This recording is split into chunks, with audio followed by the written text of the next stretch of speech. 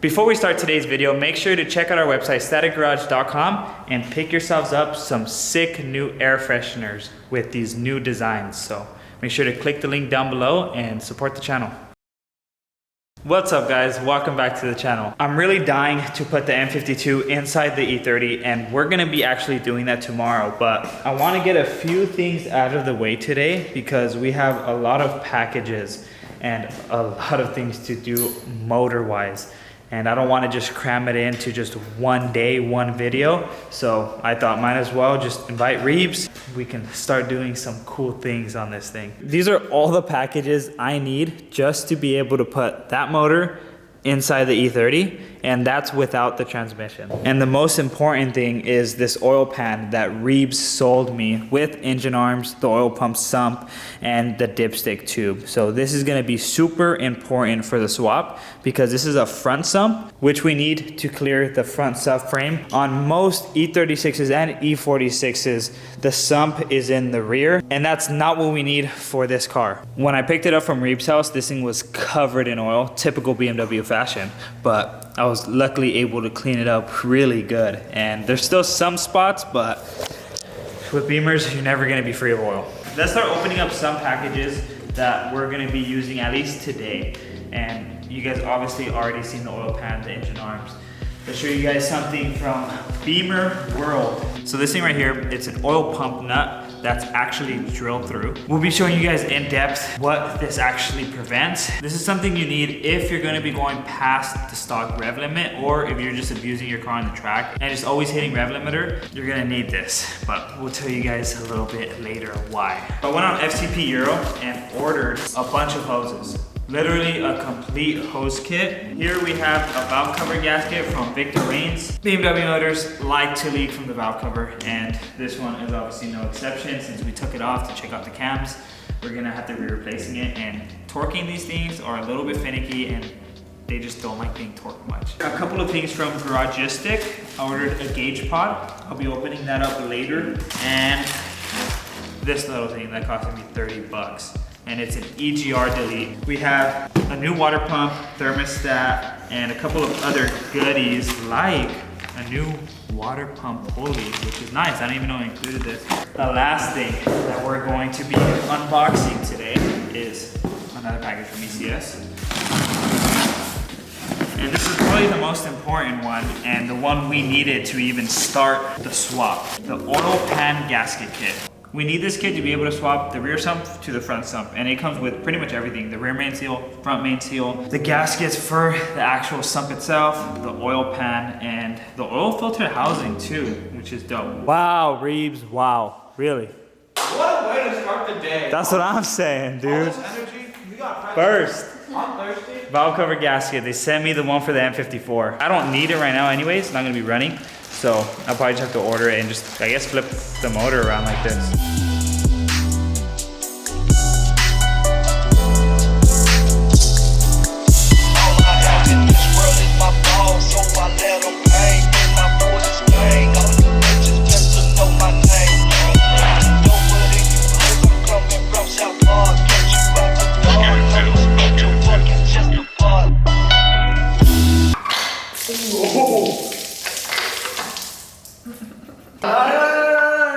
You see the thermostat housing? That gasket was just completely toasted. How many miles are on this motor? 180,000. Well, it's good that was changed. Yeah, right? And like Reeves mentioned, it is pretty clean in there, which is good. Normally they're rusted out, especially the iron ones. There's some oil leaking from the Vanos, and we noticed that more when we took that off. So probably just clean this up.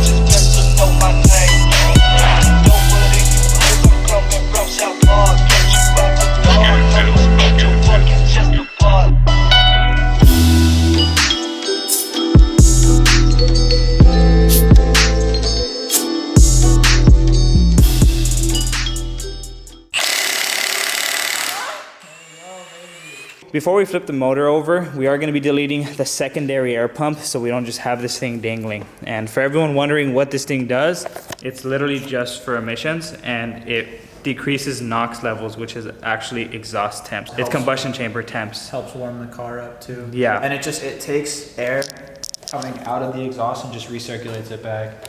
And it's actually pretty good for the motor. It's cool it's old tech too. Like they did this on carbureted stuff for like the longest time, where they had only hot air coming in on the motor. But So it's actually very beneficial for emissions, and it actually keeps your exhaust temps lower. So when you go with headers, you're gonna get more power, but obviously you're gonna be super illegal in the state of California. There you go. The Garagistic kit pretty much just comes with 2 block-off plates. M52, E46 guys, and E36 guys. It's pretty straightforward. And I've never done one before, so it's pretty nice. Nice, dude. Nice, man. Nice, man. Go. General maintenance stuff. We did the thermostat. We did the water pump. We did the front main seal. We should do the timing cover, valve cover, and Vanos lines, but we don't got the parts right now. Do that some other time. But we're gonna flip the motor around, take this oil pan off, get it prepped for the front sump. Sheesh. I knew it. I knew it. Damn, Reed. Fuck, what happened? Bro. Damn, Reed. Oh, dude, I thought you drained the motor. Damn, Reed. What are you talking about? What did we do?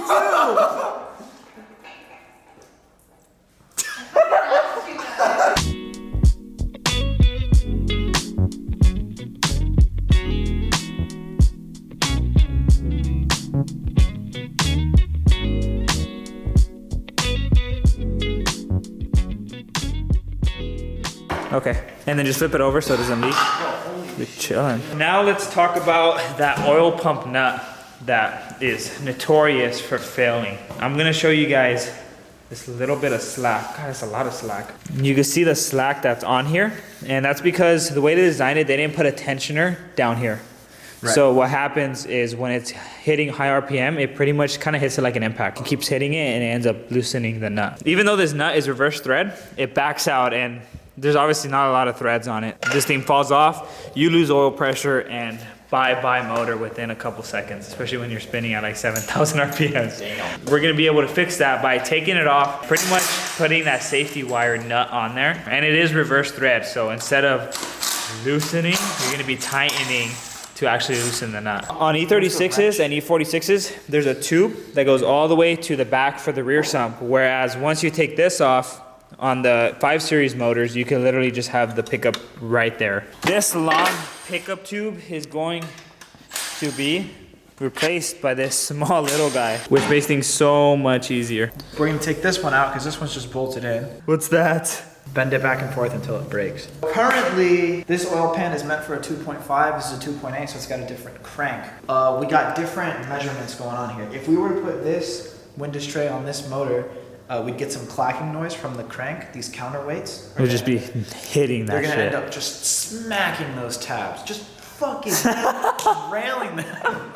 So we could either cut those tabs back, or we could drill out these rivets and pull this windage tray out and just and this has to be broken regardless. Break this off and then bolt that one back on. Do not grind this, because if you grind it, you're gonna get metal shavings everywhere. Yeah, so we're trying to do this with as much finesse as possible. If we were to drill these out right now, we're gonna make sure that there's no shavings in here. And if we do it, we'll just have to brake clean or literally just wash this thing again outside and just pour it out. We could do this here.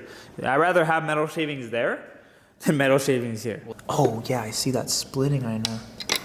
Ooh! That was easy. We should shave this down a little bit though. No, we can't shave it just down. A little bit, bro. We can't shave it. What if you're doing the oil change and you cut yourself on accident? Hey, you guys let us know if you have this much play. I'm pretty sure that's why there's that issue. Hey, you guys let us know if you have this much play in your nuts too.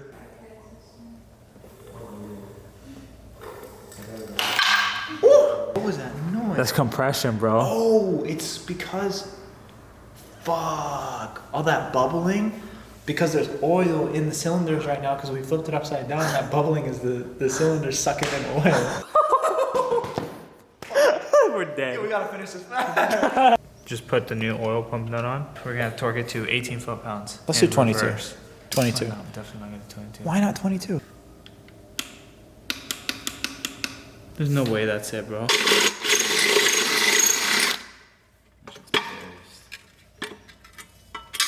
This has to be like spotless, not one metal shaving in we there. gotta bring all this way and then Yeah. into the trash. Oh yeah, baby. Reeves braided that safety bar real nice. So we have that on, torqued to hopefully OE spec. We have the pickup tube, and then we have the OEM baffle, and we have that little bracket that's obviously cut off. Now, with that oil pan drying, because we literally like cleaned it out, because there's a bunch of little... Yeah, I mean, you guys saw, yeah, a bunch of little metal shavings. Apply RTV on all the 4 corners where the block seams. Damn, you say that like you know what you're talking about. It's gonna leak. Okay, it's a BMW. Yeah, I mean, it's gonna leak regardless, but still, rather be safe than sorry.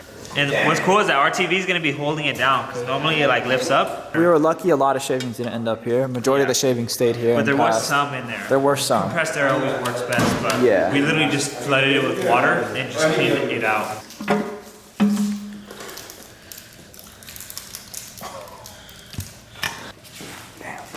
Okay guys, it's time to end off the video. The M52 is reassembled and looking the best it's ever have.